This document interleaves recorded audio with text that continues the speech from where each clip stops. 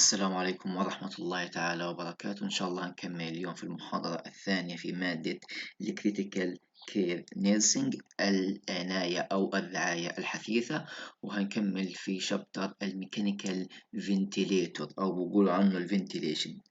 ميكانيكال اللي هو صناعي، فنتيليتور التهوية، هذا تنفس الصناعي. طبعا هذا في البداية يعني قبل ما ننسى نترحم على أخونا أحمد جاسر رحمة الله عليه، وإن شاء الله يكون هذا الشرح إهداء لروحه. أنا الشاب ما بعرفه شخصيا، لكن سمعة الشاب كتير طيبة وتأثرنا كتير عليه، والدنيا يعني هيك في يوم وليلة بنفقد أعز الناس إلنا. رحمة الله عليه، وإن شاء الله هيك بكون في الفردوس الأعلى من الجنة يا رب. نكمل هنا في الشابتر بيحكي عن الميكانيكال فنتيليشن، معناه التهوية الصناعية، التنفس الصناعي. ميكانيكال يعني شيء ميكانيكي، فنتيليشن تهوية. فقال لي هنا just breathe for you، فقط عشان نفسك، فقط عشان انه ايش؟ انه انت تتنفس مش نفسك. قال لي ايش تعريفه؟ هو مثل الطريقة to mechanically assist، هو ميكانيكيا اما بيساعد او replace للسبونتينيوس بريثنج، يعني اما هو بيساعد في التنفس او تعتمد اعتماد كلي عليه. يعني في حالة انت مش قادر تتنفس كويس، تعبان، بيساعدك. انت مغمى عليك تتنفسش اصلا، هو بيخليك تتنفس، يعني هو بيعطيك شهيق وزفير وما الى ذلك. تمام، فهو يا اسيست يا ريبليس. تمام، لمين؟ للسبونتينيوس بريثنج، للتنفس التلقائي.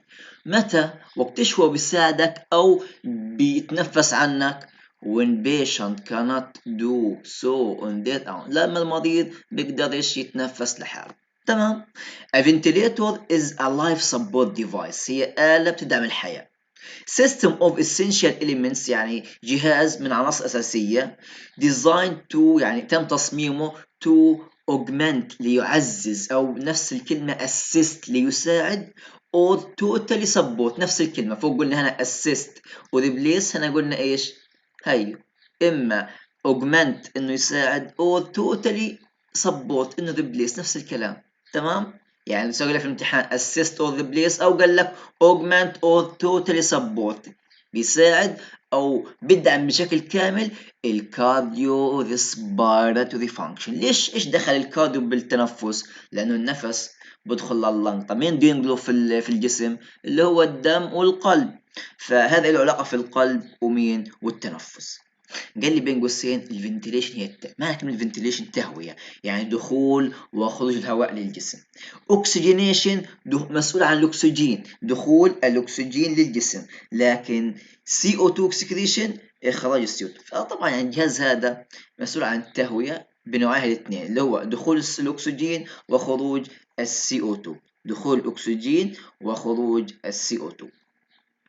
هذا بشكل يعني عام تعريف اللي هو الميكانيكال فنتيليشن، يعني هو تهوية الرئة بواسطة جهاز صناعي. هذا الجهاز بوصل لك الأكسجين للرئة، تمام، وباخذ او بطلع السي او 2. طبعا الاغلب بكون يعني هو بس بدخل الاكسجين، لكن السي او 2 على الاغلب يعني ممكن تكون ايش؟ انها بتطلع لحالها. تمام. نيجي هنا بقول لي على شغله ثانيه، البيربوس اوف ميكانيكال فنتيليشن. ايش الاهداف؟ ليش احنا جبنا شيء اسمه تنفس صناعي واستخدمناه وغلبنا حالنا ومود وحطوه في ماده زي هذا واقعد اشرح فيه وتغلب؟ قال لك لا يا حبيبي، مش هبل. هذا بيست افكت اوف ميكانيكال فنتيليشن. هي ايش وظيفته؟ الوظيفة الأساسية له improved oxygenation. واحد ميت كيف بدنا احنا نخليه يتنفس؟ أو تعبان، فإحنا بنحسن التنفس، أو بإيش؟ بنخليه يتنفس 100%. فهي سواء احنا ساعدناك أو استبدلنا اللنج كاملة، هي improved oxygenation، تحسين التنفس، تحسين الأكسجين في اللنج. تمام. and carbon dioxide element، وإخراج السي او 2 من الجسم حسب اللي هو التهوية وحسب حاجة مين؟ الأنسجة. السبب الثاني to decrease the work of breathing، تقليل تعب التنفس and improve patient comfort. أحيانا يا جماعة في المريض بيكون عنده تعبان، مثلا تعب في القلب، تعب في عضلات اللي هو التنفس اللي هو في الصدر، فالمريض لما بده يتنفس بتعب. تمام، فاحنا والرئه بتتعب، فاحنا بنساعده على الجهاز، بنخفف مين؟ بنقلل تعب الرئه والمريض. تمام، فهم هدفين، improved oxygenation او decrease work of، بس هيعرف لي هنا لو لك ايش البيربس للميكانيكال فنتيليشن، قول له improved oxygenation and decrease the work of breathing، وتحسين راحة المريض. لما انا بقلل تعب التنفس المريض بيرتاح. تمام. نيجي هنا بقول لك indication for mechanical ventilator، يعني indication يعني ارشادات او مبررات ليش انت استخدمت الميكانيكال فنتيليشن، او بطريقه ثانيه يعني متى انا بستخدم الميكانيكال فنتيليشن، متى بحط المريض على تنفس صناعي، وقت ايش؟ قال لي في عندي ثلاث عناوين رئيسيه. واحد في الاكيوت ريسبيراتوري فيلر، لما تكون الرئه خربانه الله يرحمها.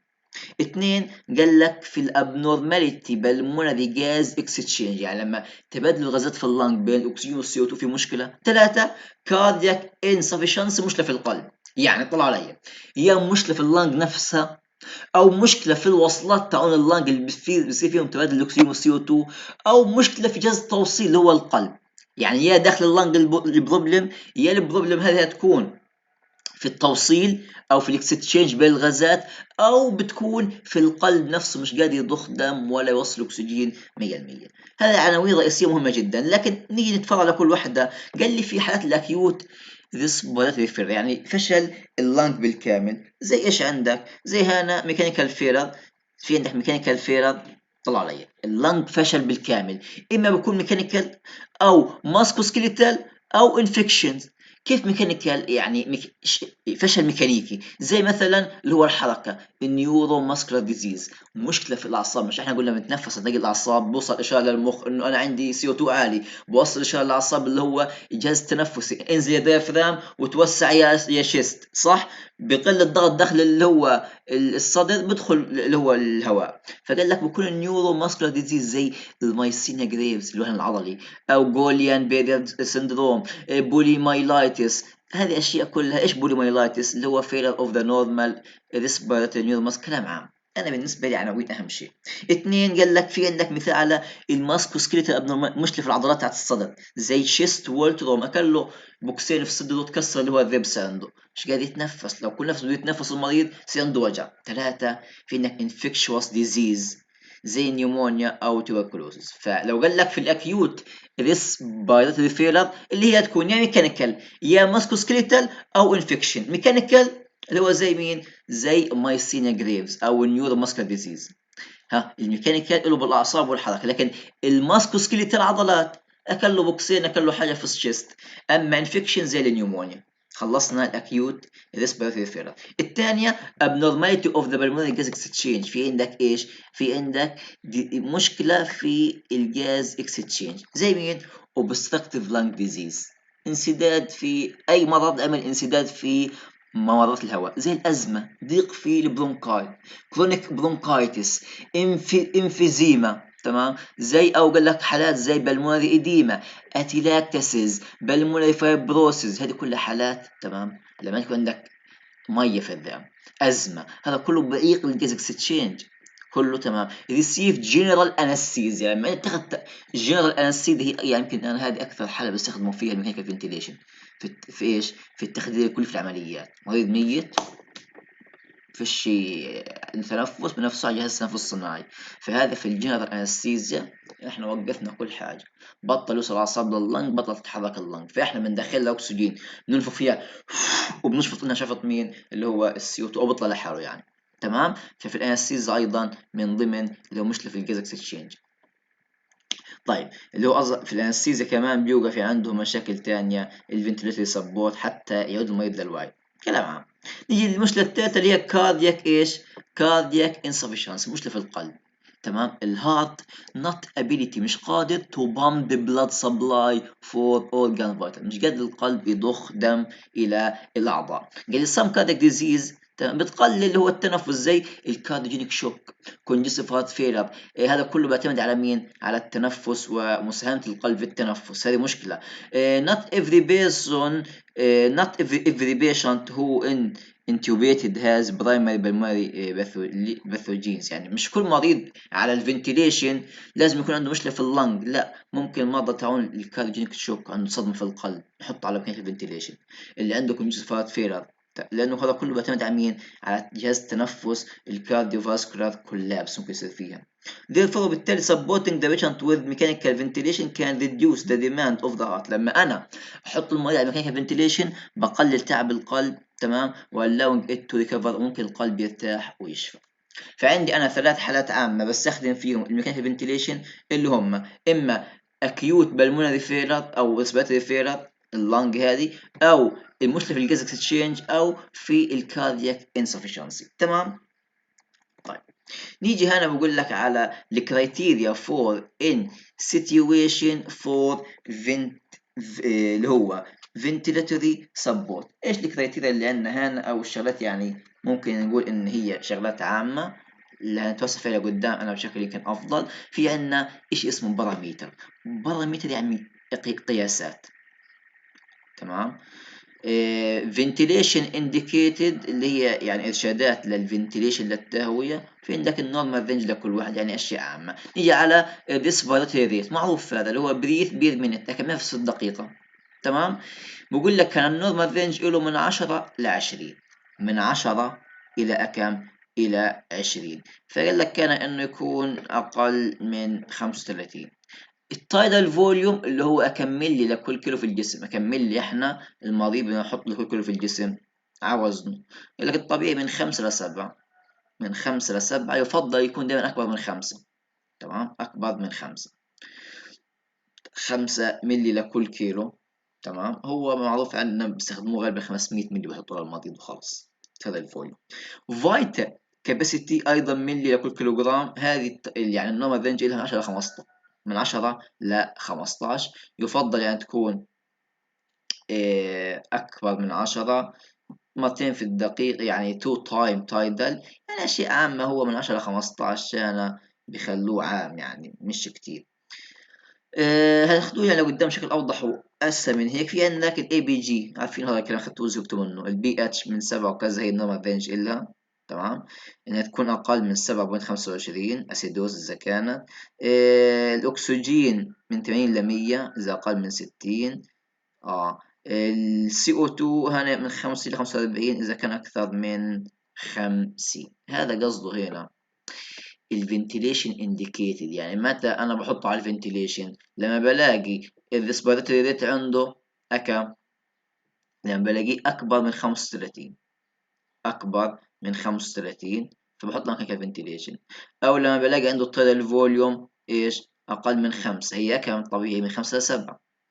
أو بلاقي عنده البي اتش أقل من 7.5 من 7.25 أسيدوسس. أو الأكسجين عنده أقل من 60. أو بلاقي عنده السي او 2 أكثر من 50. تمام. فهذا كله انديكيشن أنا بحطه على ميكانيكال فنتيليشن. يعني أشياء فينا نقول شوية عامة إذا فهمنا حاجة من الخط هذا اللي فوق. قال لك الفاتر كاباسيتي انسبيراتوري ريزيرف فوليوم اللي هي كمية بيحتوي فيها اللنج في الهواء. في التايدال فوليوم اللي هو الفيتال كاباسيتي اللي هو الهواء المتبقي بالتنفس. تمام، بعد دخول الهواء. في عندك اكسبيراتوري ريزيرف فوليوم الهواء المتبقي بعد خروج اللنج كلام عام. في عندك كلينيكال سيتويشن بالمونري فانكشن الاي بي جي. 3 شغلات انا اقولها انديكيشن اللي هم كلينيكال سيتويشن يعني شكله من برا، وبالمونري فانكشن شغل اللنج، والاي بي جي هو بشكل عام اللي بيحدد انا احطه على فنتيشن ولا لا. الاي بي جي زائد شكله من برا، لو هو كان مريض مغمى عليه او كذا وبتنفسش ممكن احطه هنا على الميكانيكال فنتيليشن. طيب نيجي هنا على يعني هاي الشغلات انا متى بحطه على الميكانيكال فنتيليشن هيهم؟ لما بتكون التنفس اكثر من 35 في الدقيقة، ابتدى الفوليوم اقل من 5، الفيتال كاباسيتي عنده هتكون كم؟ إذا الكباستي عنده أقل من 10 وإن هي النورمال من 10 ل 15. إذا أقل من 10 هذه مشكلة. و هنا البي اتش زي ما قلنا اسيد، او الاكسجين في البارشل الاكسجين اقل من 60، او السي او 2 اكثر من 50. هذه بدنا نكون عارفينهم. فاهم شيء ان الاي بي جي هو اللي بيحدد تحط ولا ما تحطش. نيجي على نبدا في الشغل الجد، هذا كله كلام عام. نبدا على التايب اوف ميكانيكال فنتيليشن. انواع الميكانيكال فنتيليشن عندنا نوعين. عندنا شيء اسمه نيجاتيف بريشر فنتيليشن، وعندنا شيء اسمه بوزيتيف بريشر فنتيليشن. تمام، نيجاتيف وبوزيتيف. تمام. النيجاتيف بريشر فنتيليشن هذا المفروض يشيلوه من الكتاب، يعني عفى عليه الزمن، لا يستخدم مطلقا حاليا، يعني خلص خلصنا الاستخدام كل يوم احفظه من الحين. البوزيتيف بريشر فنتيليشن هذه قديمة جدا. تمام، ويعني مش كتير هذا يعني تاريخيا يعني الشاعر، مش اليوم بيستعملوش اليوم. هذا مثال عليه. لو قال لك عن نيجاتيف بريشر مهم جدا، مثال ايرون لانج، الرئة الحديدية، هي مثال على النيجاتيف فنتيليشن. الايرون لانج هي مثال على مين؟ مثال على النيجاتيف فنتيليشن. طبعا النيجاتيف فنتيليشن هي الايرون لانج، اهم شيء اهم شيء. هذه ايش دخل عنها هنا؟ قال لي انه نيجاتيف بريشر انفايرمنت، يعني بكون نيجاتيف بريشر انفايرمنت اراوند ذا بيشنت تشيست، تكون حوالين المريض الهواء. هذه ايش شغلها الايرون لانج؟ انها بتشفط الهواء كله من الغرفه وبتدخله على جسم المريض. تمام. those sucking air into the lung، يعني انه بتزود، يعني انا بزيد الضغط عليها، بخلي الهواء يطلع من الرئتين هنا ويدخل إلها، فهذا بسموه نيجاتيف بريشر. نيجاتيف بريشر هي بتكون عباره عن زي حلقه حديديه بدخل المريض فيها. تمام. كيف بتجي الاكسجين هنا؟ عن طريق تجميع الاكسجين اللي في الهواء الغرفه وبعطي لها البيشنت انا. التركيز كله على مين؟ على هنا المريض، وبدخل له على كاس. لكن احنا اليوم تركيزنا كله على البوزيتيف بريشر فنتيليشن، ما بنستخدم النيجاتيف في هذا. لكن اعرف انه المثال على النيجاتيف هي الايرون لانج. كيف بيعمل؟ نيجاتيف بريشر انفايرمنت، بيئه تنتج ضغط سلبي، حاول ما بتشفط كل الاكسجين اللي في الغرفه وبتدخله لللنج. تمام. هذا قال لك indication for patient must have adequate lung elasticity. عشان انا احط المريض على mechanical ventilation اللي هو negative pressure iron lung، لازم يكون عنده elasticity. elasticity، مرونة في اللنج. شرط الجهاز لازم يكون عندك مرونة في اللنج. So it is selected for patient with a neuromuscular problem، يعني يستخدم في المرضى اللي عندهم neuromuscular problem and does not require intubation for airway. هذا ميزته، يعني انه ما بيلزم انتوبيشن، ما بيلزم ادخل انا بربيش على اللنج او على القصبه الهوائيه. تمام. فقال لك يعني هذا على كلام عن باراثروما فوليوم تروما. رابتشر الفيولاي. الباراثروما بارا اسمه، هذه يعني ضغط، هي برشر. اما الفوليوم هي عن طريق الحجم. يعني هذه ممكن تكون احنا نقول من عيوبه. اهم شيء لا يستخدم الا في الحالات الصعبه جدا، وهو عباره عن حلقه حديد. شوف صورته حاليا ورا. اعرفوا انه مثال على نيجاتيف بريشر فنتيليشن هو الايرون لانج. شرط استخدامه تكون اللانج ايش؟ مرنه. هذه هي، شايفين حلقه حديديه دائريه زي هيك، وبنحط المريض ايش داخل. تمام. هذا مثال، هذه الايرون لانج، هذه اعتقد مثال على اللي هي النيجاتيف بريشر فنتيليشن. نيجي على النوع الثاني اسمه بوزيتيف بريشر فنتيليشن، هو المستخدم. طلع واضح كاتب لي هناك، هنا كاتب هيستوريكالي كومون، يعني كان شائع تاريخيا زمان. تمام. هذا النيجاتيف. لكن البوزيتيف ايش قال لي هنا؟ قال لي currently use، يستخدم حديثا، او common use now، يستخدم الان. تمام. قال لي هذا increase pressure in the patient airway، هنا بيزود، هناك كان يزود الضغط وين؟ في الغرفة. فلما الضغط في الغرفة يزيد بيدخل على اللنج. لكن هنا بيزود البريشر وين؟ في البيشنت اير واي، في التنفس في عند المريض، من خلال اندوتريكيال اور تريكوستومي. اندوتريكيال يعني اندو داخل، تريكيال قصبة هوائية، بدخل انا بربيش من الفم على القصبة الهوائية، بسموه اندوتريكيال. اما اندوتريكيال تيوب او من خلال تريكوستومي. تريكوستومي يعني فتحة في القصبة الهوائية، بعمل انا فتحة في القصبة الهوائية من الخارج، وبدخل انا زي ايش؟ بربيش عليها من هنا. هاي اسمها تريكوستومي. and do so بالتالي forcing additional air into the lung، هذا بيجبر الهواء وغصبا عنه بيدخل على اللنج. لما تدخل انت بربيش على القصبة الهوائية وتنفخ فيه هواء، غصبا عنه يدخل على وين؟ على اللنج. تمام. فقال لي هنا يعني انه هنشوف شغلات تحت نجي عنهم. ما شرح، انا مش فاهم الخط كتير لانه مش خطي. طيب. وقول لي هنا there three type of positive pressure ventilation. عندنا، مش قلنا عندنا انواع type of ventilation؟ طلع علي نرجع للعنوان من الاساس. type of ventilation هم يا نيجاتيف يا positive pressure ventilation. النيجاتيف هي ايرون لانج، لازم تكون الرئه الاستيك. اما البوزيتيف في عندنا 3 تايب من البوزيتيف، 3 تايب من البوزيتيف بريشر فنتيليشن. يا هيكون بريشر او بكون فوليوم او تايم. ايش يعني 3 تايب اوف بريشر فنتيليشن؟ اول شيء هذا طبعا الهواء احنا بنعطيه اثناء الانسبيراتوري فيس. تمام. اثناء اللي هو الشهيق. قال لي قسموا. كيف قسموا هذا؟ قسموا انواع البوزيتيف بريشر فنتيليشن 3 انواع. حسب ايش؟ حسب، ابسطها لكم. الحين انا بدي ادخل المريض هواء على اللنج، اكسجين مع هواء، تمام. طب الجهاز دخل هواء على اللنج، الجهاز بطل يدخل هواء، متى يوقف الجهاز؟ يعني متى انا دخلت هي شهيق، الجهاز ضخ هواء داخل اللنج، طب لمتى الجهاز بده يضل يضخ هواء؟ لازم يوقف. فانا عشان اوقفه هنا بدي احط شيء اسمه مود، نوع للفنتيليشن هذا للبشر. متى يوقف؟ انا بدي اطلع على نهايه الشهيق، يعني متى الجهاز يوقف الشهيق. في عندي 3 انواع، ممكن انا اخليه يوقف حسب حجم الهواء داخل اللنج، يعني بعد ما يوصل حجم الهواء في اللنج حجم معين بسموه بريشر فوليوم فنتيليشن او فوليوم سايكل فنتيليشن، او على وقت معين مثلا بعد ثانيتين وقف الشهيق فبسموه تايم سايكل فنتيليشن، او لما يوصل الضغط داخل اللنج ضغط معين بسميه انا بريشر سايكل فنتيليشن. فقسمنا البوزيتيف بريشر فنتيليشن 3 اقسام، اما حسب البريشر الضغط، او حسب الفوليوم الكميه، او حسب التايم الوقت اللي هو هذا نهايه الشهيق، يعني متى الجهاز يوقف الشهيق. انا بحدد اذا على التايم بقول له والله بعد نص ثانيه اوقف الشهيق، بطل دخل هواء. اذا على الفوليوم بقول له والله لما يوصل حجم الهواء في اللنج 400 ملي وقف، فالجهاز لحاله لما يوصل 400 ملي بوقف. اما البريشر والله لما يوصل ضغط اللنج 100 وقف لي اللي هو الشهيق. فهيك تقسيمة اللي هو مين؟ البوزيتيف بريشر. فاما قال لك بريشر سايكلد فول فنتيليشن، تمام، او قال لي هنا فوليوم سايكل فنتيليشن حسب الحجم، او قال لي هنا اللي هي تايم سايكل فنتيليشن حسب اللي هو الوقت. يوم واحده واحده، يوم ايش؟ واحده واحده. طيب قال لي هنا البريشر سايكل فنتيليشن، البريشر سايكل فنتيليشن هنا بقول لك انه جهاز تنفس صناعي يعتمد على الضغط، تمام، يعتمد على الضغط. وهذا بعرف عن هل انا بدي اخلي الرئه واسعه كثير ولا قليل، تمام. بقول لي هنا هذا بيحكي عن البريشر سايكل فنتيليشن انه really used، هي مش جدا جمله استخدامه نادر، فحطوا جنب هاي الجمله really used ولا ريرلي هو نادر جدا استخدامه ايش هنا نادر.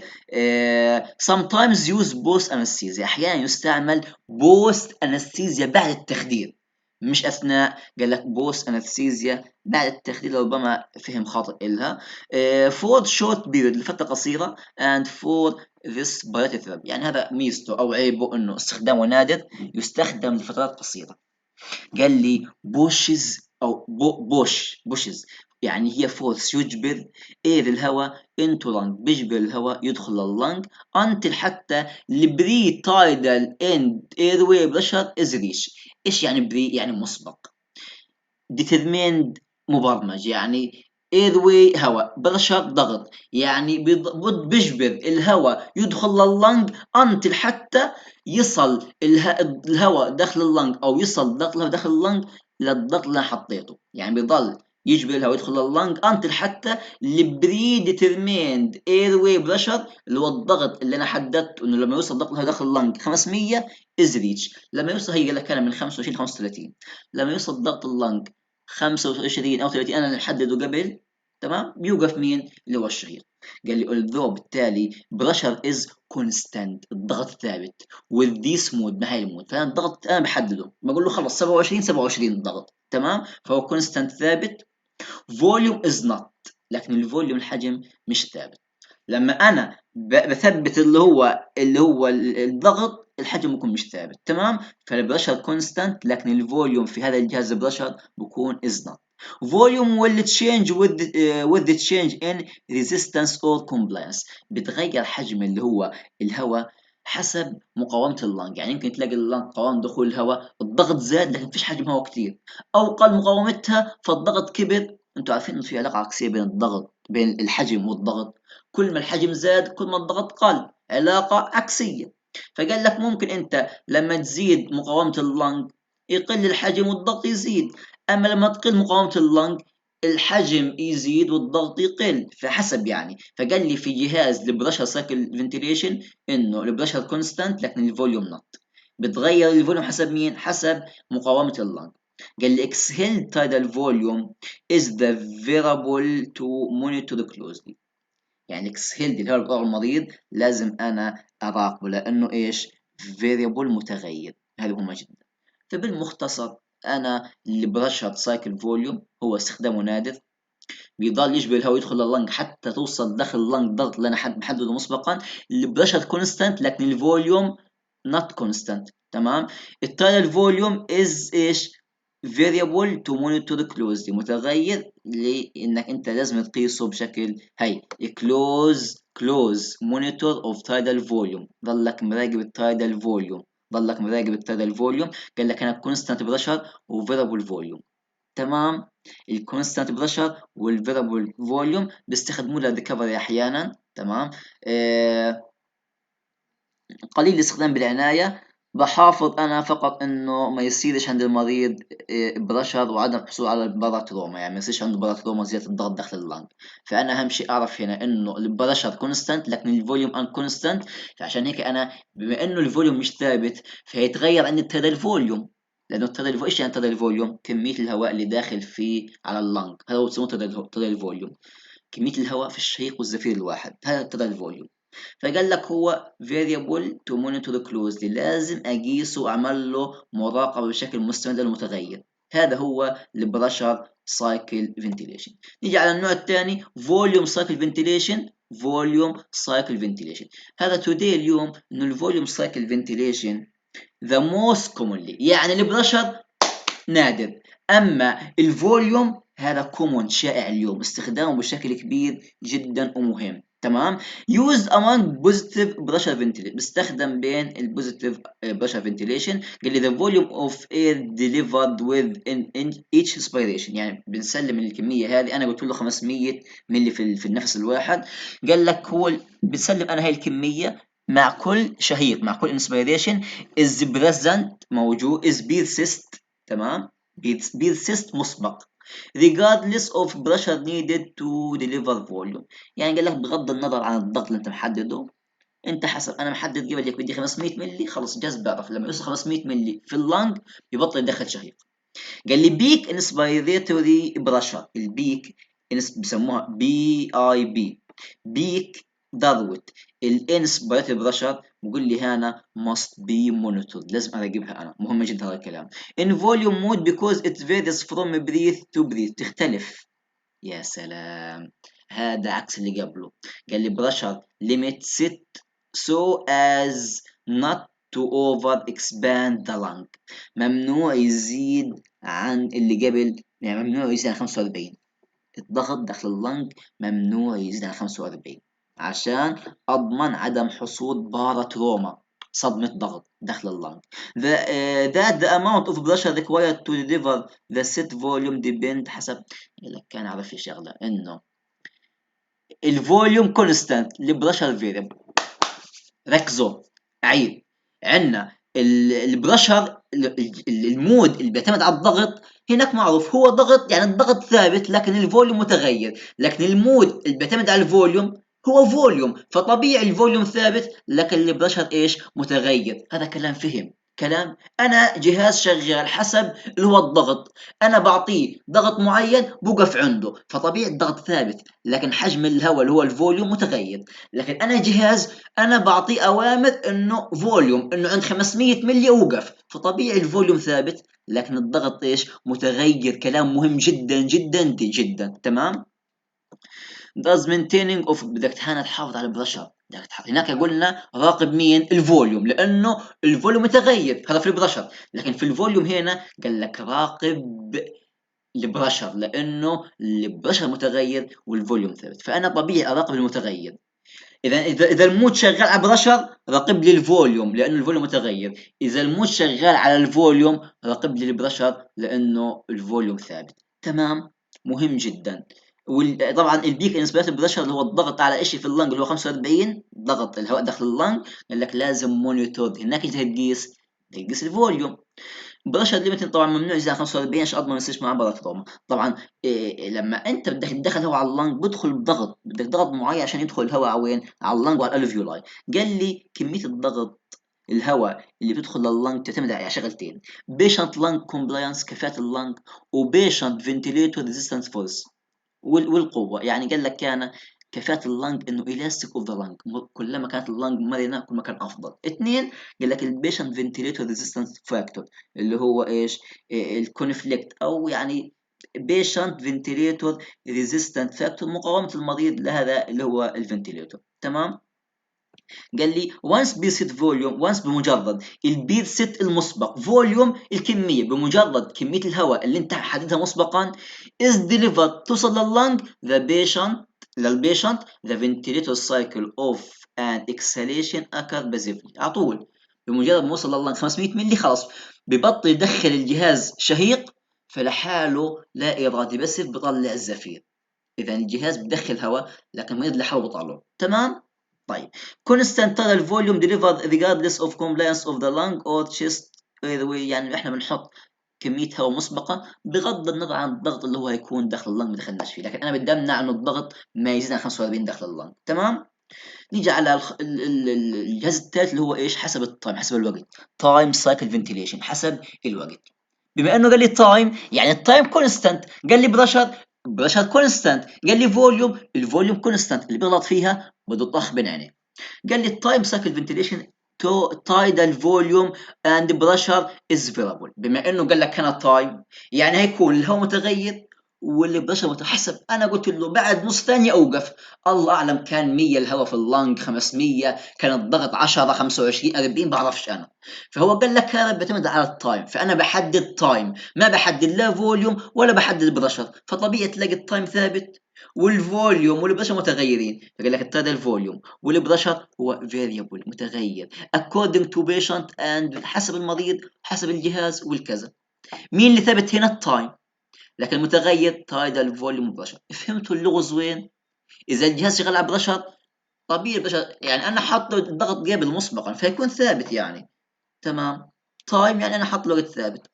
قال لك فنتيليتور بوشز اير واي انتو لانج، الجهاز بيدخل الهواء بيضغطه لللانج انتل حتى البيت ست المسبق، التايم المسبق هاز elapsed، يعني بيضل الهواء يدخل لللنج حتى يوصل للوقت اللي حددته. انا قلت له دخل هواء لمده ثانيتين، يضل يدخل هواء لما البير ست المسبق التايم الوقت المسبق اللي انا حاطه elapsed يتم الوصول اليه ثانيتين، ثانيه، نص ثانيه، حسب انا ايش بدي. the volume of air patient receive، كميه الهواء اللي بيستقبلها المريض is regulated by length of يعني بتتنظم من خلال مين؟ length طول الانسبيريشن and flow rate of the air، يعني بتحدد الفلو تبع الهواء لكن مش محدد عمق الهواء. بحدد الفلو ريت تدفق الهواء للمريض لكن بحددش انا عمقه، كلام يعني شويه مش كتير. هذا مهم.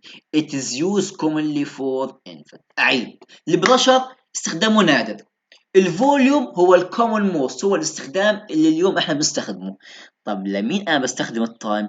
قال للانفانت للاطفال الصغار وللنيونيت المواليد الجدد. النيونيت او 28 يوم، من 28 يوم لسنه بسموه انفانت. تمام. فبستخدم التايم للانفانت وللنيونيت. قال لي بير ست هاي بريشر alarm should be monitored to a lowering risk of baratoma. يعني انا بحط على المريض بيرست هاي بريشر الارم يعني انذار، بحط انذار بمجرد ما الضغط يعلى عند الطفل بيعطيني انذار ارشاد. تمام. عشان انا احدد خوفا من سن الطفل اشو باراتروما صدمه ضغط. تمام. هذه هيك خلصنا اللي هم انواع اللي هو مين؟ تايب اوف فنتيليشن، بوزيتيف ونيجاتيف. النيجاتيف ايضا لانج، وهي لازم تكون ذا الاستيك وبطلنا نستخدمها هالزمان. لكن اليوم بوزيتيف اللي هو مين؟ ميكانيكال فنتيليشن، ثلاث انواع حسب التايم حسب البريشر وحسب مين؟ تايم بريشر وفوليوم. قلنا البريشر نادر استخدامه بيستخدموهوش، الفوليوم شائع اليوم، اما التايم بنستخدمه للاطفال للانفانت والايش والفيتس، انفانت والنيونيت. في قال لي مود اوف ميكانيكال فنتيليشن. المود يعني قصة مود معناه قديش المريض بيساعد، بده يساعد الجهاز. يعني احنا الجهاز بيعطي يعني شو نحن الجهاز يا بيساعد يا بيعطيك هواء كامل هو اعتماد كلي عليه. لما اقول لك انا مود يعني انا بدي احدد قديش المريض بيقدر يساعد في التنفس. قال لي point of reference of ventilation is spontaneous ventilation. الطريقة اللي بدي شغلها بسموه المود. مود يعني مزاج أو طريقة اللي نشغل عليها الجهاز. way of mechanical ventilation of the patient، الطريقة اللي بيشتغل عليها الجهاز على المريض. قال لي point of reference of ventilation is spontaneous ventilation، إنه يتنفس بشكل طبيعي. طلع هنا هذا، هي أطلع هنا، هي شهيق زفير شهيق زفير شهيق زفير شهيق زفير. هذا spontaneously ventilation. spontaneous يعني طبيعي. There are major two mode، عندنا نوعين من المود. أنا خط أوقف فيه. في عندنا volume mode وعندنا pressure mode. إحنا مش قلنا أعمال بوزيتيف نوعين ثلاثة اللي هم فوليوم وبريشر وتايم. هنا المود نوعين. المود قسموه حسب الفوليوم وحسب مين؟ حسب البريشر. حسب الفوليوم وحسب البريشر. خلوه يعني هنا اقول لك حسب الفوليوم هم هذول ثلاث انواع، يسموه السي ام في، الاي سي، والاي ام في، والاس اي ام في. حسب البريشر اللي هم بي سي في وبي اس في وسباب وبيب وبايباب. انا بقول خلينا اخليهم محاضره لحاشا ايش تركزوا فيهم، هذول يعني قسم ثاني من المحاضره. يعطيكم العافيه.